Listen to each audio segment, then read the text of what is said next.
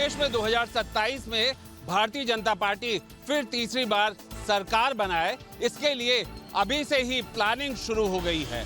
Bharatiya Janata party ने जीती हुई सीटें और हारी हुई सीटों की दो अलग श्रृंखला बनाई है, जहां पर जीती हुई सीटों को और कैसे मजबूत किया जा सकता है, वहीं पर हारी हुई सीटों के लिए किस तरीके से उसे चरणबद्ध तरीके से मजबूत करना है। अगर पन्ना प्रमुख से लेकर के हम बात करें बूथ, यूथ और शक्ति बूथ, इन सब को लेकर के केंद्रीय पदाधिकारियों तक की वहां पर ड्यूटी होगी, किस तरीके से एक एक सीट पर जीत दर्ज की जाए।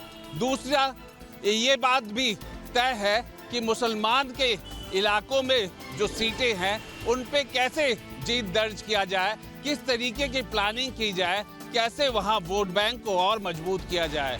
भारतीय जनता पार्टी लगातार 2 बार सरकार बना करके उसने पहले ही एक नया रिकॉर्ड बनाया है। तीसरी बार के लिए अभी से ही उसने तैयारियां शुरू कर दी हैं। राजनीति में रणनीति बेहद महत्वपूर्ण मानी जाती है। वीडियो जर्नलिस्ट दीपक राणा के साथ आलोक पांडे, न्यूज स्टेट, लखनऊ। दिल्ली के पूर्व मुख्यमंत्री और आम आदमी पार्टी के राष्ट्रीय संयोजक ने कथित आबकारी नीति घोटाले को लेकर अपनी जमानत याचिका सुप्रीम कोर्ट में दी थी, जो कि अभी विचाराधीन है। इसी को लेकर सीबीआई ने कड़ा विरोध किया है कि अरविंद केजरीवाल को अभी जमानत नहीं देनी चाहिए, क्योंकि वो मुख्य आरोपी हैं और उनकी रिहाई से ये पूरी जांच जो है वो प्रभावित हो सकती है। और लगातार इस मामले में जांच चल रही है और जिस तरीके से सुनवाई चल रही है, ये माना जा रहा है कि जल्द ही सुप्रीम कोर्ट इसको लेकर फैसला सुना सकता है। और हालांकि अगर हम बात करें तो ये मामला जो है राजनीतिक और कानूनी तौर पर लगातार चर्चा का विषय बना हुआ है। वीडियो जर्नलिस्ट सुधीर शर्मा के साथ हरीश झा, न्यूज स्टेट, उत्तर प्रदेश, उत्तराखंड। योगी सरकार इलेक्ट्रॉनिक व्हीकल को लेकर के, इसके उत्पादन क्षमता को लेकर के गंभीर है और उत्तर प्रदेश में मेक इन यूपी का एक नया नारा शुरू किया जा रहा है। अक्टूबर महीने के बाद से इलेक्ट्रॉनिक व्हीकल जिनका उत्पादन उत्तर प्रदेश में होगा, उन्हें सब्सिडी जारी रखी जाएगी। उत्तर प्रदेश सरकार की तरफ से सब्सिडी मिलेगी। और दूसरी तरफ बात करें तो इलेक्ट्रॉनिक व्हीकल को लेकर के जहां प्रस्ताव सरकार के पास भेजा जा रहा है, वहीं इस बात का भी अनुमान लगाया जा रहा है कि इलेक्ट्रॉनिक व्हीकल से निवेश भी आएगा, साथ में रोजगार भी इससे बढ़ेंगे और प्रदूषण के माहौल में पर्यावरण को नुकसान भी कम होगा। इलेक्ट्रॉनिक व्हीकल के इस दौर में मेक इन यूपी का जमाना लाने के लिए योगी सरकार बेहद इस पे गंभीरता से काम कर रही है। वीडियो जर्नलिस्ट दीपक राणा के साथ आलोक पांडे, न्यूज स्टेट, लखनऊ। यमुना में साफ सफाई के लिए लगातार नगर निगम अभियान चला रहा है और आज नगर निगम की अभियान की एक अलग तस्वीर देखने को मिली। यहाँ आप तस्वीरें देख सकते हैं कि यमुना के किनारे जितने भी पशु इस समय बंधे हुए हैं, उन पशुओं को नगर निगम जो है वो रेस्क्यू कर रहा है, उनको जब्त कर रहा है, क्योंकि ये जो जानवर हैं, इन जानवरों को जो है यमुना में यहाँ पर नहाने के लिए छोड़ दिया जाता है, जिससे यमुना गंदी होती है। और ये तस्वीर आप देख सकते हैं कि यमुना किनारे पर आप यहाँ पर तमाम पशु देखेंगे जो यहाँ पर बंध जाते हैं ग्रामीणों के द्वारा और इन्हीं को ही बाद में यमुना में छोड़ दिया जाता है। यहाँ पर नगर निगम की टीम हमारे साथ मौजूद है, इनसे एक बार बात कर लेते हैं। ये बताइए कि कौन सा अभियान चला रहे हैं सर आप? ये जमुना के अंदर पशुओं को लेकर के आते हैं, इनको बार बार चेतावनी दी गई है, मना किया गया, लेकिन ये फिर भी नहीं मानते। बिल्कुल देखिए, यमुना के इस समय मैं बिल्कुल तट पर खड़ा हुआ हूँ और यहाँ पर आप देख सकते हैं तमाम भैंसें यहाँ पर बंधी हुई थी और जो क्षेत्रीय लोगों की हैं, जो यमुना में कह सकते हैं उन्हें छोड़ दिया जाता है। और उसके बाद ये लगातार नगर निगम कहता था कि यमुना मैली हो रही है, गंदी हो रही है। सुप्रीम कोर्ट के भी लगातार आदेश हैं कि यमुना में पशुओं को नहीं छोड़ा जाए, यमुना में गंदे कपड़े जो लोग धुलते हैं वो भी ना धुले जाएँ। तो तमाम आदेशों का अब जो है पालन नगर निगम करा रहा है और इसी वजह से ये जो टीम इनकी है वो यहाँ पर यमुना किनारे काम करती हुई नज़र आ रही है, ताकि यमुना को साफ और स्वच्छ रखा जा सके। वीडियो जर्नलिस्ट विकास के साथ आगरा से Vineet Dubey, news state, Uttar Pradesh.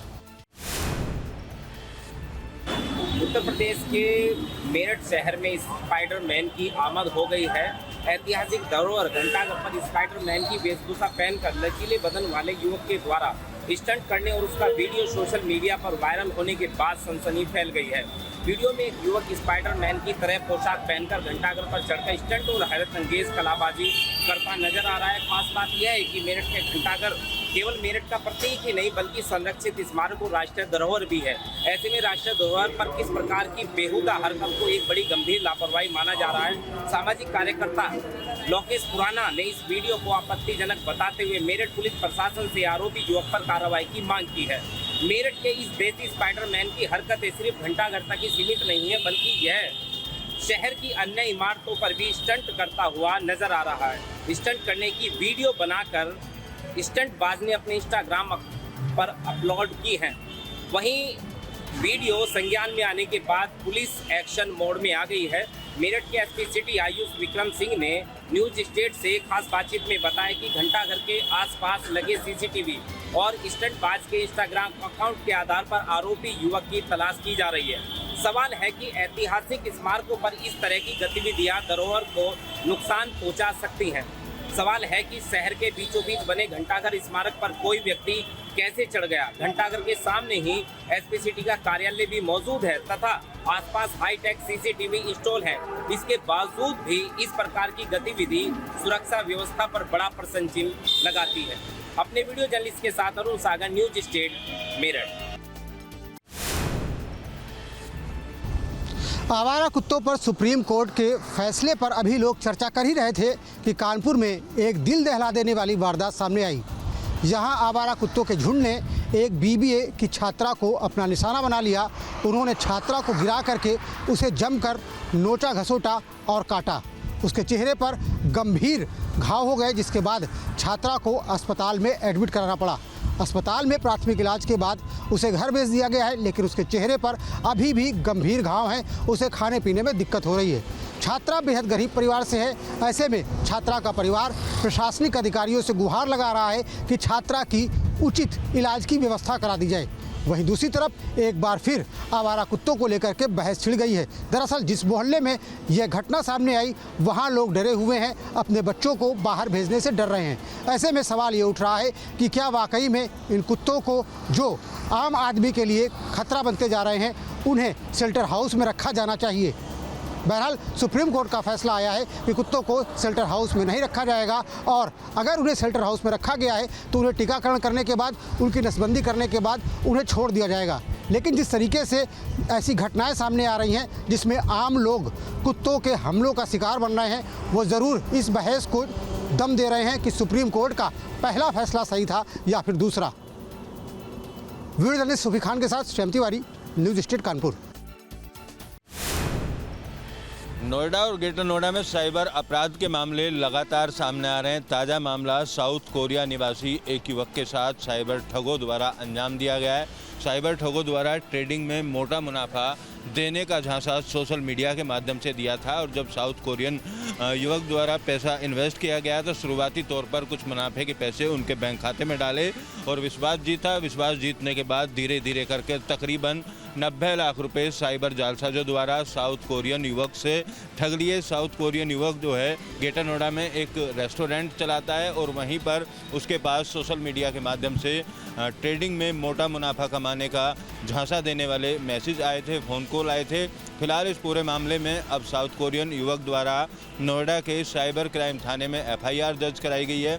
Police अधिकारी तमाम जांच करने की बात कर रहे हैं, लेकिन ट्रेडिंग के नाम पर ठगी करने वाले जो मास्टरमाइंड हैं वो पुलिस की गिरफ्त से अभी भी कोसों दूर हैं। केवल अकाउंट उपलब्ध कराने वाले जो लोग होते हैं वो कई बार पुलिस द्वारा गिरफ्तार जरूर किए जाते हैं। हालांकि ये भोले भाले लोगों को मोटा मुनाफा या छोटा सा पैसा देने के नाम पर उनके बैंक खाते प्रयोग करते हैं। उन्हीं बैंक खातों में ठगी का पैसा डलवा कर अपने बैंक खातों में ट्रांसफ़र कर लेते हैं। फिलहाल अब देखना होगा कि इस पूरे मामले को लेकर पुलिस किस तरीके की कार्रवाई करती है और ट्रेडिंग के नाम पर अब तक करोड़ों अरबों रुपए की ठगी करने वाले साइबर जालसाज कब तक पुलिस के हत्थे चढ़ पाते हैं। वीडियो जर्नलिस्ट प्रेम शंकर के साथ अमित चौधरी, न्यूज स्टेट, नोएडा। 2020 में टिकटॉक और तमाम ऐसे करीब 59 ऐप को, चाइनीज ऐप को बैन कर दिया था भारत ने, भारत में गलत गतिविधियों को देखते हुए। लेकिन एक बार फिर से इसकी आहट शुरू हो चुकी है। आहट है टिकटॉक क्या दोबारा वापस आ रहा है? क्या तमाम ऐसे ऐप जो चाइनीज ऐप के नाम से जाने जाते रहे हैं वो दोबारा वापस आ रहे हैं? आखिर इसके पीछे की स्ट्रैटेजी क्या है? क्या टिकटॉक अब ओपन होने लगा है? ये तमाम सवाल अब खड़े हो रहे हैं क्योंकि सोशल मीडिया पर इस पर सरगर्मियां शुरू हो चुकी हैं। टिकटॉक भारत में दोबारा आ रहा है, इसको लेकर के भी ट्विटर पे और एक्स पे ट्रेंड चलता जा रहा है। ऐसे में हम अब एक डेमो करके आपको दिखाएंगे कि टिकटॉक आखिर कहां किस हद तक ओपन हो रहा है और उसका ऐप इस समय चल रहा है या नहीं चल रहा है और उसकी वेबसाइट ओपन हो रही है या नहीं हो रही है। एक डेमो करते हैं, पहले आपको दिखाते हैं कि टिकटॉक भारत में 2020 में बैन किया गया था और 59 ऐप पर गाज गिरी थी। वजह क्या थी? वजह ये थी कि भारत में गलत गतिविधियों को एक तरह से और डेटा को ब्रीच करने का आरोप और इंफॉर्मेशंस जो हैं उनको लीक करने का आरोप जो है इन पर लगा था। इस तरह के तमाम आरोप जो हैं चीनी ऐप पर जो है लगते रहे हैं। तो क्या टिकटॉक अब चीनी ऐप नहीं रह गया है? इस पर भी सवाल खड़े हो रहे हैं। फिलहाल सरकार की तरफ से अभी इस मामले पर किसी भी तरह की प्रतिक्रिया जो है वो नहीं है, लेकिन ये जरूर है जो सूत्र बता रहे हैं, सरकार ने स्पष्ट कर दिया है कि इस तरह की इजाजत चीनी ऐप को नहीं दी गई है भारत में आने की। वीडियो जर्नलिस्ट राकेश रावत के साथ सैयद आमिर हुसैन, न्यूज़। जिस तरह से मौसम विभाग ने हाई अलर्ट कर रखा था, पूरे उत्तराखंड में बारिश का हाई अलर्ट करा हुआ था, उसी को लेकर पूरी रात रुड़की में भी बारिश का दौर जारी रहा। और आपको दिखा दें कि रुड़की का नज़ारा कि इस समय जो है पूरी रात बारिश होने के बाद जो है यहाँ पर पूरा रुड़की जलमग्न है। आपको दिखा सकते हैं नज़ारा, ये नज़ारा जो है इस्लाम नगर रामपुर रोड का है और रामपुर रोड से लेकर और इस्लाम नगर तक पूरे में जल भरा हुआ है। ये आप देख सकते हैं कि किस तरह छोटे छोटे बच्चे और लोग जो हैं पानी में से होकर अपने घर की तरफ वापस जा रहे हैं। आपको दिखा सकते हैं कि देखिए इस्लाम नगर के बाहर रोड के ऊपर जितनी भी दुकानें हैं सब पूरी डूब चुकी हैं पानी के अंदर और काफ़ी नुकसान होने का यहाँ पर संभावना है। ये इस्लाम नगर है, इस्लाम नगर में पूरे में पानी भरा हुआ है। लोग जो हैं काफ़ी परेशान नज़र आ रहे हैं, काफ़ी नुकसान जो है लोगों का होने की संभावना है। तो जिस तरह से मौसम विभाग जो है बार बार चेतावनी दे रहा था लोगों को कि भारी बारिश की संभावना है, तो वो कहीं ना कहीं बिल्कुल सही साबित होती नज़र आ रही है। और जितने भी नगर निगम के दावे थे इस बारिश के सामने सब धराशायी होते दिखाई दे रहे हैं। रुड़की में चारों तरफ जो है पानी ही पानी है। रामनगर हो, आज़ाद नगर, रामपुर चुंगी, भारत नगर, सुभाष नगर या रुड़की उप कारागार, सभी में पानी जो है लबालब भरा हुआ है और लोग जो है काफ़ी परेशान दिख रहे हैं। फिलहाल प्रशासन कहीं से कहीं तक कहीं भी किसी भी कार्रवाई करता दिखाई नहीं दे रहा है। लोग काफ़ी परेशान हैं। आपको दिखा सकते हैं कि ये लोग जो हैं पानी के कारण सब यहाँ पर वाहन भी रुके हुए हैं क्योंकि वाहन आगे जाने में काफ़ी असमर्थ दिखाई दे रहे हैं कि आगे पता नहीं चल रहा कि पानी के अंदर कोई गड्ढा है या कटाव हो गया, इसलिए जो है वाहन जो है सुरक्षित स्थानों पर खड़े होकर सिर्फ पानी उतरने का इंतजार कर रहे हैं। रुड़की से न्यूज़ स्टेट के लिए अली मेहदी। गाजीपुर से बड़ी खबर है कि मुख्तार अंसारी के छोटे बेटे उमर अंसारी की जेल बदलकर अब उन्हें कासगंज जेल में रखा गया है। सुबह 5 बजे उमर अंसारी को गाजीपुर जेल से कासगंज जेल के लिए रवाना किया गया। इससे पहले उनके बड़े भाई अब्बास अंसारी इसी कासगंज जेल में बंद थे। उमर अंसारी को फर्जी दस्तावेज के मामले में गिरफ्तार किया गया था और कोर्ट ने जेल भेजने का आदेश दिया था। इस जेल ट्रांसफर को लेकर सुरक्षा के कड़े इंतजाम किए गए हैं। इस मामले में आगे की कानूनी कार्रवाई की जा रही है। Suryaveer Singh, news state, Ghazipur. Bareilly police को बड़ी कामयाबी हासिल हुई है। बरेली पुलिस ने 3 बांग्लादेशी महिलाओं को गिरफ्तार किया है, जिसमें से एक बांग्लादेशी महिला बरेली के जो है मौला नगर की रह रही थी, बहुत लंबे समय से मौला नगर में रह रही थी और इसने फर्जी दस्तावेज़ लगाकर बरेली से ही आधार कार्ड, पैन कार्ड, फर्जी पासपोर्ट तैयार कर लिए थे। तमाम वो डॉक्यूमेंट जिनके लिए आम आदमी को कई दिन लग जाते हैं, घंटों की मशक्क़त करनी पड़ती है, लंबी लंबी लाइनों में भी लगना पड़ता है और कई बार सरकारी जो अमला है उनके यहाँ चक्कर काटना पड़ता है। उसने ये सारे दस्तावेज बहुत आसानी से बना लिया और उसके बाद 2 और बहनें, जिसमें एक सायरा बानो है जो हाफिज़गंज की और उसकी ही एक बहन जो है उसने भी तस्लीमा उसकी बहन है, उसने भी फर्जी दस्तावेज तैयार किए हैं। सारे दस्तावेज जो है बरेली से ही बनाए गए हैं। इनमें पासपोर्ट भी शामिल है। पासपोर्ट के साथ साथ पासपोर्ट बनाने में भी आदमी को बहुत सारी मशक्क़त करनी पड़ती है। LIU जांच होती है, तमाम अधिकारियों की जांच होती है और जो स्थानीय लोग होते हैं वो इस पर पूरी मदद करते हैं। उसके बाद कहीं जब जाकर आम आदमी का पासपोर्ट बनता है। लेकिन बांग्लादेशी महिलाओं ने किस प्रकार ये इस प्रकार के दस्तावेज बना लिए जिन्हें आम आदमी बना नहीं सकता था, तमाम सवाल हैं। लेकिन बरेली पुलिस ने इनको गिरफ्तार किया है। इनके पास से बहुत सारे दस्तावेज बरामद किए हैं जिनमें आधार कार्ड, पैन कार्ड और फर्जी प्रमाण पत्र, आय प्रमाण पत्र जैसे तमाम जो हैं पासपोर्ट जैसे तमाम डॉक्यूमेंट हैं। अमेठी जिले के मुसाफिरखाना कोतवाली क्षेत्र के रुदौली गांव में घटित डबल मर्डर की गुत्थी पुलिस ने मात्र 48 घंटे में सुलझा ली। इस सनसनीखेज वारदात में मां बेटे की बेरहमी से हत्या की गई थी, जिसने पूरे इलाके को दहशत में डाल दिया था। पुलिस ने त्वरित कार्रवाई करते हुए आरोपियों को गिरफ्तार कर जेल भेज दिया है। पुलिस जांच में सामने आया है कि यह हत्या लंबे समय से चल रहे जमीनी विवाद और धान के खेत में जहरीली दवा छिड़कने की रंजिश के चलते की गई। मृतका का सगा देवर इस पूरे षड्यंत्र का मास्टरमाइंड था, जिसने अपने परिवार के साथ मिलकर घटना को अंजाम दिया। आपको बता दें कि 2 दिन पूर्व ही आरोपियों ने मिलकर महिला और उसके बेटे पर हमला कर उन्हें मौत के घाट उतार दिया था। मुखबिर की सूचना पर पुलिस ने सक्रियता दिखाते हुए देवर, उसकी पत्नी और 2 बेटियों को गिरफ्तार किया। गिरफ्तारी के दौरान पुलिस ने हत्या में प्रयुक्त आला कत्ल हथियार भी बरामद किया है। इस खुलासे के बाद पुलिस ने दावा किया है कि पूरे क्षेत्र में शांति व्यवस्था कायम कर दी गई है। गांव के लोग इस घटना के बाद से सहमे हुए हैं। ग्रामीणों का कहना है कि आपसी विवाद ने जिस तरह खून खराबे का रूप लिया, उसने सबको हिलाकर रख दिया। वहीं पुलिस अधिकारियों का कहना है कि दोषियों को किसी भी हाल में बख्शा नहीं जाएगा और उनके खिलाफ सख्त कार्रवाई की जाएगी। ग्रामीण क्षेत्र में हुई इस सनसनीखेज वारदात ने न केवल रुदौली गांव बल्कि पूरे मुसाफिरखाना इलाके को झकझोर दिया है। पुलिस की तत्परता से ग्रामीणों में कुछ हद तक भरोसा लौटा है, लेकिन इस घटना ने पारिवारिक कलह और रंजिशों के खतरनाक अंजाम की एक बड़ी मिसाल पेश कर दी है। Dilip Yadav, News State, Amethi. उत्तराखंड में प्राकृतिक आपदाओं का दौर रुकने का नाम नहीं ले रहा है, क्योंकि लगातार उत्तराखंड के अंदर जो आपदाएं हैं वो देखने को मिल रही है। हाल ही में धराली के अंदर आपदा आई थी, जिसमें काफ़ी नुकसान कहीं ना कहीं धराली में हुआ था और कई लोगों ने अपनी जान भी गंवाई थी। वहीं देर रात 1 बजे के लगभग अब चमोली ज़िले के थराली में आपदा आई है और जिससे काफ़ी नुकसान वहाँ पर हुआ है। हालाँकि अभी आंकड़ों की यदि बात की जाए तो अभी जो आंकड़े निकल कर सामने आए हैं, वहाँ पर एक महिला की मौत हो चुकी है और 2 लोग अभी लापता हैं।